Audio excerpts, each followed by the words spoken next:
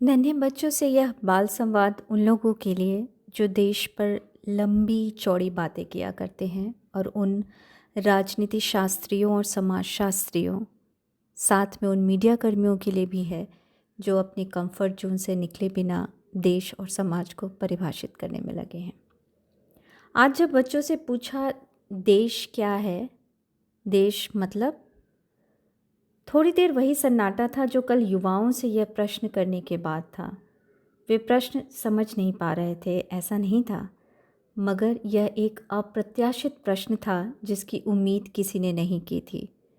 सबके चेहरे पर कुछ क्षण के लिए हवाइयाँ उड़ती नजर आईं, कल भी और आज भी। बच्चों ने पूछा मतलब? फिर मैंने सवाल को समझाते हुए दोहराया, देश क्या है आपके लिए? क्लास 6 में पढ़ने वाली दिव्यांशी ने बड़े प्यार से कहा, ऐसा नहीं दीदी कि हम ये समझ नहीं रहे सवाल, मगर एकदम से कुछ जवाब नहीं आ रहा। इतना बोलना था कि उसने तुरंत कहा, जहाँ हम रहते हैं उसको देश कहते हैं। यह तो दिव्यांशी ने कहा, आप लोग बताओ देश के बारे में, मैंने बाकी बच्चों से पूछा। वैभव ने कहा, देश, अपना देश। मैंने पूछा, अपना देश मतलब क्या? अपना देश मतलब अपना घर, कक्षा 3 में पढ़ने वाले कार्तिक ने कहा। अच्छा, तो देश अपना घर है या इसके अलावा भी कुछ है? मैंने उनसे पूछा। आकाश ने कहा, बहुत कुछ। तो फिर बताओ, जैसे? वैभव ने कहा, देश का मतलब हुआ एक अलग जगह, अलग घर हुआ, एकदम अलग कहीं घूमने की एक जगह हुई। इतना बोलना था कि सब मंद मंद हंसने लगे और चुप हो गए। दिव्यांशी ने कहा, आंसर तो नहीं आ रहा दिमाग में। आंसर तो आ ही नहीं रहा दिमाग में। जब मैंने पूछा देश में कौन लोग रहते हैं, कार्तिक ने तुरंत जवाब दिया, देश में मतलब मुस्लिम, हिंदू, सब प्रकार के लोग रहते हैं। दिव्यांशी ने कहा, सब एक साथ रहते हैं। कार्तिक को फिर कुछ याद आया और उसने जोड़ा, मुस्लिम, हिंदू, क्रिश्चियन, सिख सब एक साथ रहते हैं, अलग अलग हम लोग सब साथ में रहते हैं। बच्चों की बात सुनकर उसी को समझाते हुए मैंने कहा, अच्छा, तब तो यह पहचान हो गई हम लोग के देश की कि अलग अलग भाषा बोलने वाले, अलग अलग धर्म मानने वाले लोग एक साथ रहते हैं। वैभव ने इसमें जोड़ा, इंडिया का झंडा भी कास्ट को रिप्रेजेंट करता है।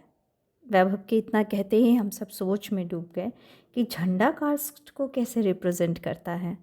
फिर वैभव बोलता रहा, सैफ्रॉन केसरिया हिंदू धर्म का प्रतीक है, वाइट बाकी और धर्मों का, और हरा मुस्लिम धर्म का प्रतीक है।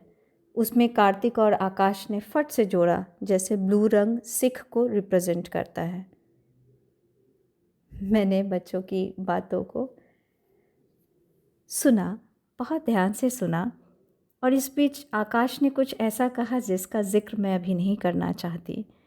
वह आज़ादी के समय सोने की चिड़िया कहा जाने वाले भारत के बारे में उसने बताया कि कैसे अंग्रेज़ों ने लूटा और कैसे अभी के सरकार उसे लूट रही है। फ़िलहाल मैंने बच्चों से पूछा, अच्छा ये तो बताओ, देश तो इतना बड़ा है, देश से हमारा रिश्ता कैसा होना चाहिए? कार्तिक ने बोला, अच्छा। दिव्यांशी ने कहा, भाईचारे जैसा। कार्तिक ने फिर कहा, जैसे हमें रोड पर गंदगी नहीं फैलानी चाहिए, स्मोकिंग नहीं करना चाहिए।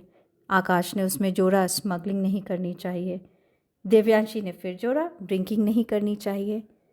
कार्तिक फिर से बोल पड़ा, स्पेशली रोड पर नहीं करना चाहिए, लड़ाई वड़ाई भी।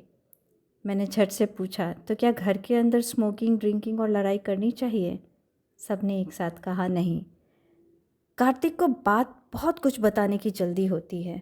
उसने कहना शुरू किया, ड्रिंकिंग और स्मोकिंग करने से किडनी में कुछ हो जाता है। वैभव ने जोड़ा, स्मोकिंग से लीवर खराब हो जाता है।